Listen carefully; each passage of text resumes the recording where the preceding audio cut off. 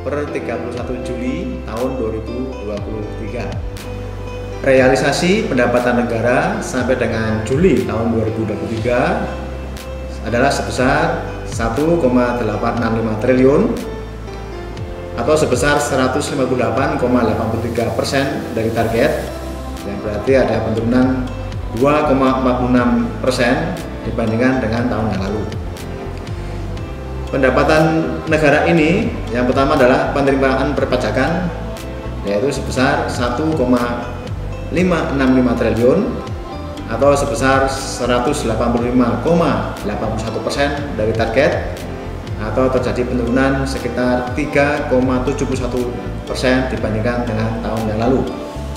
Sedangkan penerimaan negara bukan pajak adalah sebesar 300,15 miliar atau tercapai 90,38% dari target, yang berarti bahwa terdapat peningkatan 4,59% dibandingkan dengan tahun yang lalu. Realisasi belanja negara sampai dengan 31 Juli tahun 2023 adalah sebesar 3,018 triliun atau sebesar 60,08% dari pagu.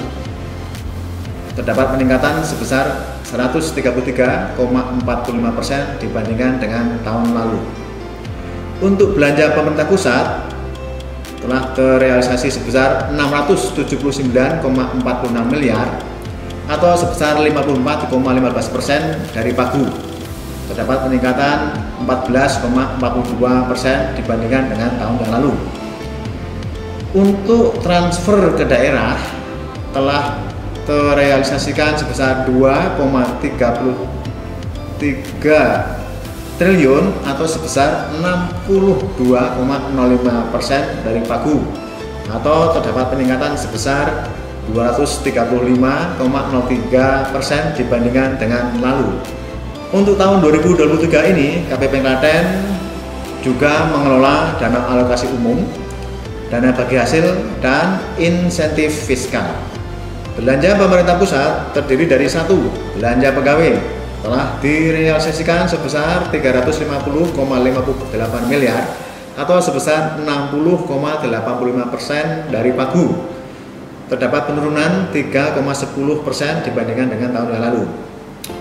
2. Belanja barang telah direalisasikan sebesar 297,35 miliar atau sebesar 53,58% dari pagu, atau terdapat peningkatan 49,64% dibandingkan dengan tahun yang lalu. 3. Belanja modal telah direalisasikan sebesar 31,51 miliar atau sebesar 25,47% dari pagu, atau terjadi penurunan sebesar 8,32% dibandingkan dengan tahun yang lalu. 4. Belanja sosial telah direalisasikan sebesar 20.250.000 atau sebesar 100% dari pagu, dan terdapat peningkatan sekitar 80% dibandingkan dengan tahun yang lalu. Realisasi transfer ke daerah. 1. Dana bagi hasil telah terrealisasi sebesar 44,88 miliar atau sebesar 44,91% dari pagu. 2. Dana alokasi umum telah terrealisasi sebesar 1,29 triliun atau sebesar 59,55% dari pagu. 3. Dak fisik telah terrealisasi sebesar 47,67 miliar atau sebesar 30,33% dari pagu.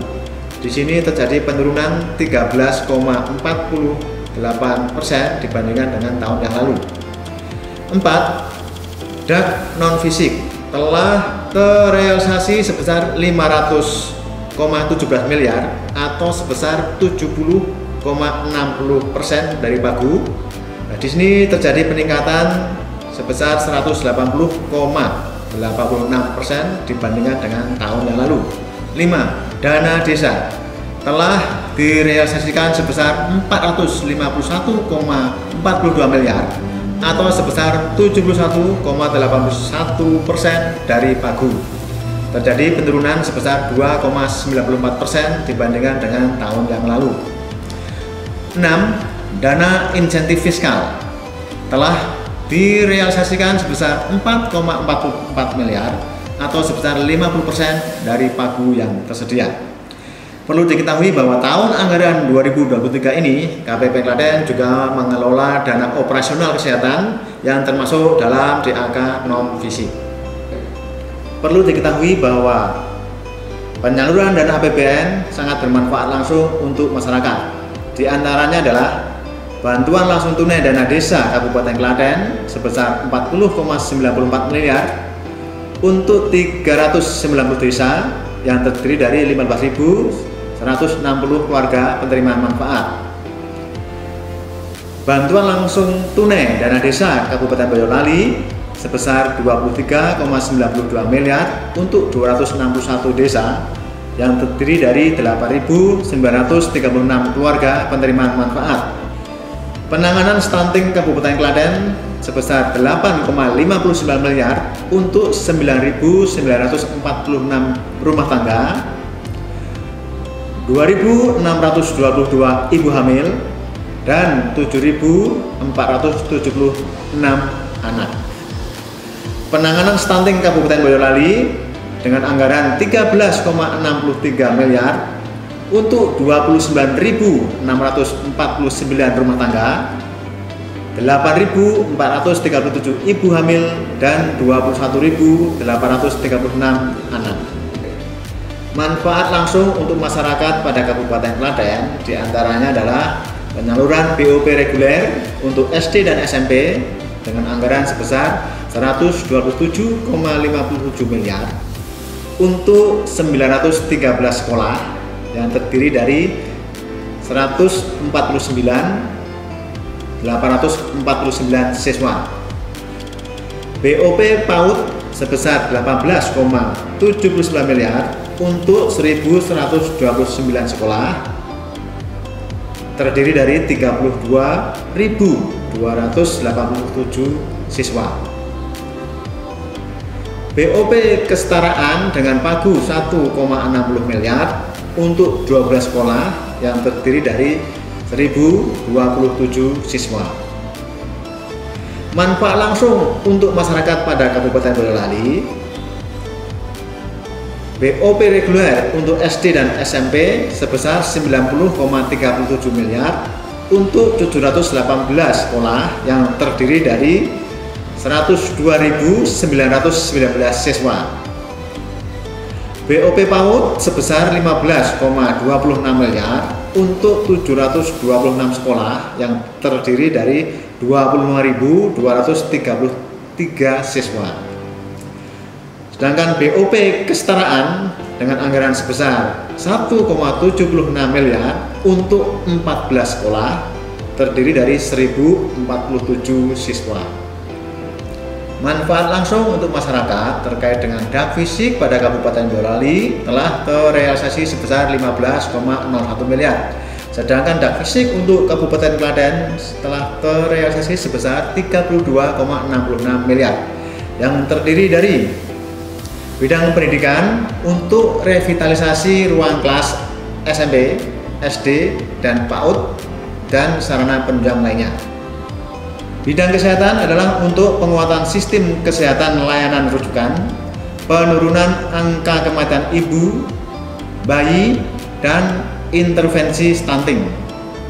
Penyediaan alat surveilan gizi, peningkatan lab Kesda menuju standar BSL2, pengadaan peralatan pengendalian penyakit. Untuk bidang EKM adalah untuk penguatan destinasi pariwisata prioritas revitalisasi sentra IKN. Untuk bidang air minum, untuk perluasan dan peningkatan spam jaringan perpipaan. Untuk bidang sanitasi adalah untuk pembangunan sistem pengelolaan air limbah domestik setempat dan terpusat, juga penyediaan sarana dan prasarana pengelolaan sampah. Untuk bidang pariwisata adalah untuk pembangunan amenitas dan atraksi kawasan wisata bahari dan perairan. Untuk bidang jalan adalah untuk penanganan jalan kabupaten untuk penguatan destinasi pariwisata prioritas. Sebagai penutup, kami sampaikan perkembangan ekonomi Indonesia secara umum. Indonesia naik kelas jadi berpenghasilan menengah atas. Masuknya Indonesia dalam kategori negara berpendapatan menengah atas karena ekonominya tumbuh kuat sebesar 5,3% pada tahun 2022. Sehingga gross national income per kapita Indonesia naik menjadi 9,83%. Tahun 2019, Indonesia masuk sebagai negara upper middle income. Tahun 2020 dan 2021 karena krisis pandemik COVID-19 turun menjadi low middle income. Dengan pertumbuhan ekonomi yang cukup kuat, tahun 2022 kembali masuk sebagai negara upper middle income. Indonesia menargetkan menjadi negara berpenghasilan tinggi di tahun 2035. Pendapatan per kapita di atas 13.846 US dollar termasuk negara berpendapatan tinggi yaitu Singapura dan Brunei Darussalam. Pendapatan per kapita 4.466 US dollar sampai dengan 13.845 US dollar termasuk negara berpendapatan menengah atas yaitu Malaysia, Thailand, dan Indonesia. Pendapatan per kapita 1.146 US dollar sampai dengan 4.465 US dollar termasuk negara berpendapatan menengah bawah yaitu 6 negara lainnya. Demikian press release kami sampaikan, semoga bermanfaat. Terima kasih.